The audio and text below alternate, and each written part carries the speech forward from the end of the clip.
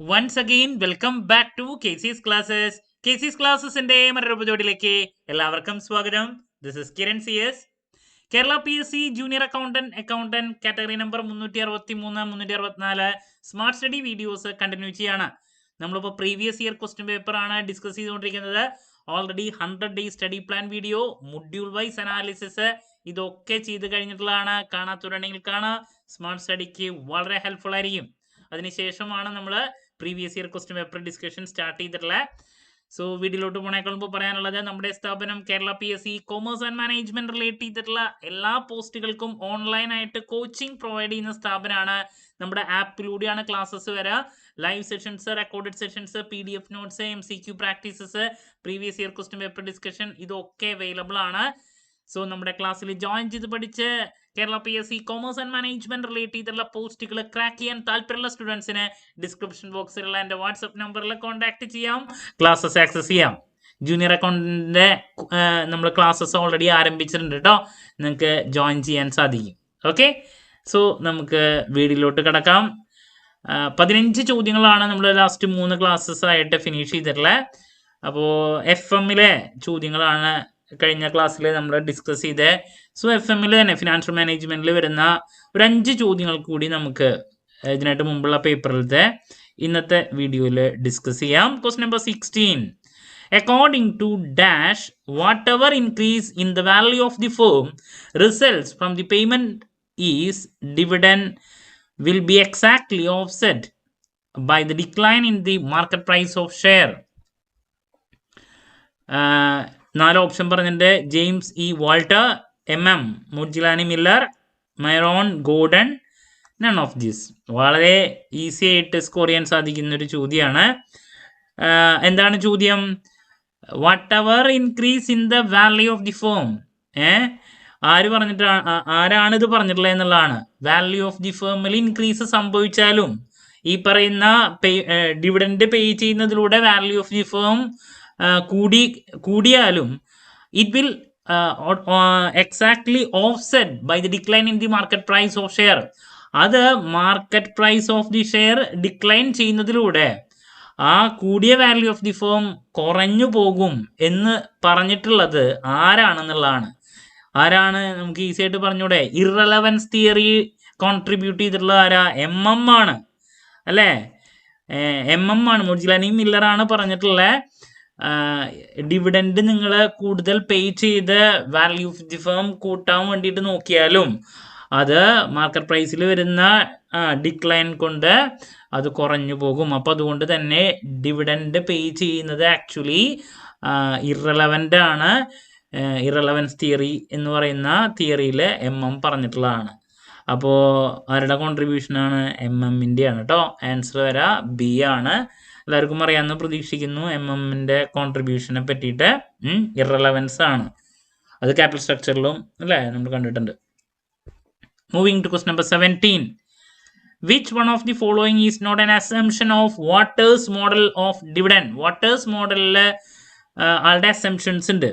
അപ്പോൾ അസംഷനിൽ വരാത്ത പോയിന്റ് താഴെ പറയുന്നതിൽ ഏതാണ്?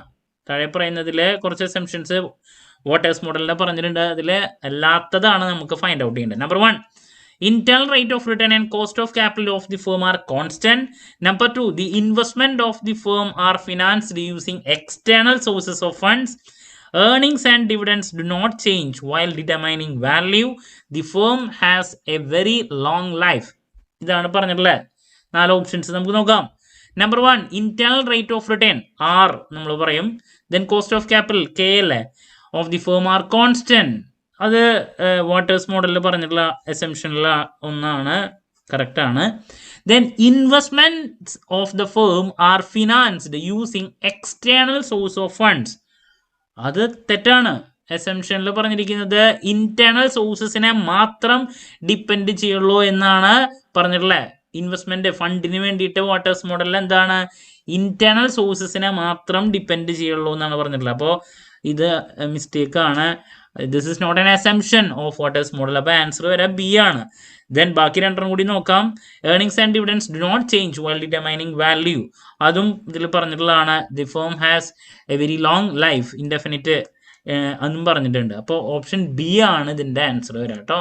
ഓക്കെ, ക്ലിയർ ആണെന്ന് പ്രതീക്ഷിക്കുന്നു. Moving to question number. അപ്പോൾ 2 ക്വസ്റ്റ്യൻസ് ഇവിടെ ഇന്നെ റിലേറ്റ് ചെയ്തിട്ടുള്ള കണ്ടു. ഇനി നെക്സ്റ്റ് വരുന്നത് വർക്കിംഗ് ക്യാപിറ്റൽ മാനേജ്മെന്റിനെ റിലേറ്റ് ചെയ്തിട്ടുള്ള ചോദ്യമാണ്. Question number 18. The cash kept aside by investor equips him to exploit an attractive investment opportunity. This motive is termed as. എന്താണ് പറയുന്നത്? ക്യാഷ് ഒരു ഇൻവെസ്റ്റർ മാറ്റി വെക്കുന്നു. എന്തിനു വേണ്ടിയിട്ടാ? To exploit an attractive investment opportunity. ഒരു നല്ലൊരു ഇൻവെസ്റ്റ്മെന്റ് ഓപ്പർച്യൂണിറ്റി കിട്ടും എന്ന പ്രതീക്ഷയിൽ പൈസ നീക്കി വെക്കുന്നുണ്ടെങ്കിൽ ആ ഒരു മോട്ടീവിനെ പറയുന്ന പേരെന്താണ്? Number 1 precautionary motive, number 2 speculative motive, then transaction motive, none of this. ഏതാണ് വരാൻ നിങ്ങൾക്ക് ഓരോ നോക്കാം. പ്രിക്വേഷണറി മോട്ടീവ് എന്ന് പറഞ്ഞാൽ എന്താ? അൺഫോർസീൻ കണ്ടിൻജൻസീസ് വരുമ്പോൾ അതിന് വേണ്ടിയിട്ട് പൈസ മാറ്റി വയ്ക്കുന്നതിനെയാണ് പ്രിക്വേഷണറി മോട്ടീവ് എന്ന് പറയാം. അപ്പോൾ അതല്ല.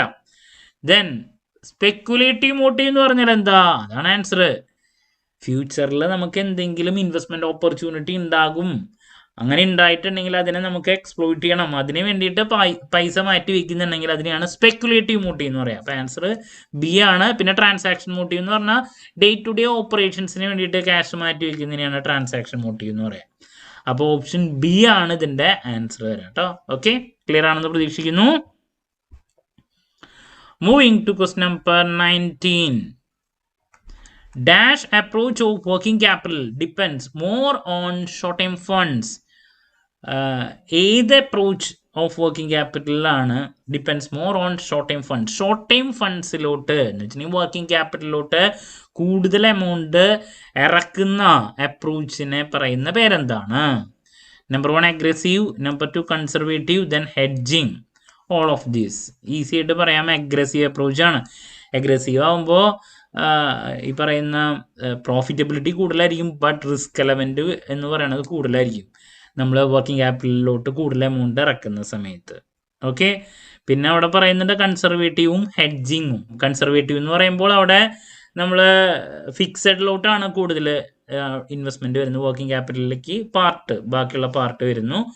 സോ റിസ്ക് എന്ന് പറയുന്നത് കുറവാണ്, അപ്പോൾ അതനുസരിച്ചിട്ട് പ്രോഫിറ്റിന്റെ കാര്യം കുറയും. ഹെഡ്ജിങ് എന്ന് പറയുമ്പോൾ ഒരു മോഡറേറ്റ് ആണ് കാര്യങ്ങൾ വരുന്നത്. അപ്പോൾ ആൻസർ വരെ ഇവിടെ അഗ്രസീവ് ആണ് കേട്ടോ, മോർ നമ്മൾ വർക്കിംഗ് ക്യാപിറ്റലിൽ ഇൻവെസ്റ്റ് ചെയ്യുമ്പോൾ. സോ ഓപ്ഷൻ എ ആണ് ആൻസർ വരാം.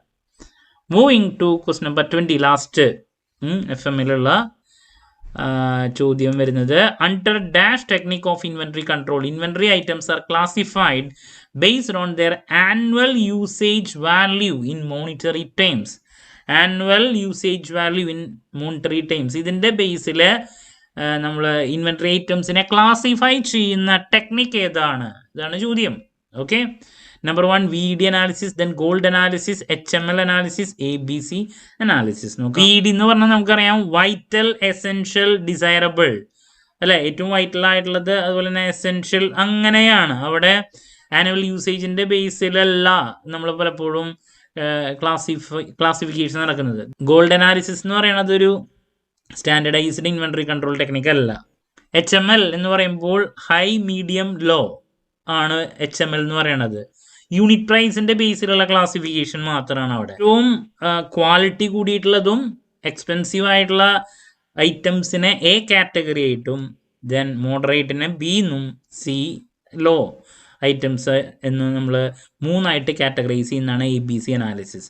അപ്പോൾ അവിടെയാണ് annual value, annual usage value എൻ്റെ ബേസിൽ കാറ്റഗറൈസ് ചെയ്യുന്നത്. വാല്യൂവിൻ്റെ ബേസിൽ ഒരു കാറ്റഗറൈസേഷൻ നടക്കുന്നത് ABC അനാലിസിസിലാണ്. അപ്പോൾ ഓപ്ഷൻ ഡി ആണ് ഇതിൻ്റെ ആൻസർ വരാം. Okay, so that's about. നമ്മൾ ഒരു 5 ചോദ്യങ്ങൾ കൂടി ഇപ്പം ഇന്ന് കണ്ടു. അപ്പോൾ നമ്മൾ ടോട്ടൽ 20 ചോദ്യങ്ങൾ ഡിസ്കസ് ചെയ്തു. ആദ്യത്തെ 10 ചോദ്യങ്ങൾ ഫിനാൻഷ്യൽ അക്കൗണ്ടിങ് ആയിരുന്നു, പിന്നെയുള്ള 10 ചോദ്യങ്ങൾ FM ആണ് കണ്ടത്. പിന്നെ നെക്സ്റ്റ് ക്ലാസ്സിൽ നമുക്ക് കോസ്റ്റ് അക്കൗണ്ടിങ്ങിനെ റിലേറ്റ് ചെയ്തുള്ള ചോദ്യങ്ങളിലോട്ടാണ് കിടക്കേണ്ടത്. ഒരു 5 ചോദ്യങ്ങൾ അടുത്ത ക്ലാസ്സിൽ ഡിസ്കസ് ചെയ്യാം കേട്ടോ. അപ്പോൾ എല്ലാ ദിവസവും previous year question paper discussion ഉണ്ടായിരിക്കും. എല്ലാവരും വീഡിയോയ്ക്ക് വേണ്ടിയിട്ട് വെയിറ്റ് ചെയ്യുക. നിങ്ങൾക്ക് എന്ത് സംശയങ്ങളുണ്ടെങ്കിലും കമൻറ്റ് ചെയ്യുക, അതിനുള്ള മറുപടി ഞാൻ വീഡിയോസിലൂടെ നൽകുന്നതായിരിക്കും. ഓരോ ചോദ്യങ്ങൾക്കും ഉള്ള ഡീറ്റെയിൽ എക്സ്പ്ലനേഷൻ ഞാൻ നൽകുന്നുണ്ട്. എന്നാലും നിങ്ങൾക്ക് എന്തെങ്കിലും ഡൗട്ട് ഉണ്ടെങ്കിൽ കമൻറ്റ് ചെയ്യാം കേട്ടോ. ഓക്കെ, മറ്റൊരു വീഡിയോയുമായി വീണ്ടും കാണാമെന്നുള്ള പ്രതീക്ഷയോടെ നിർത്തുന്നു. This is Kiran CS signing off. Have a nice day. Thank U.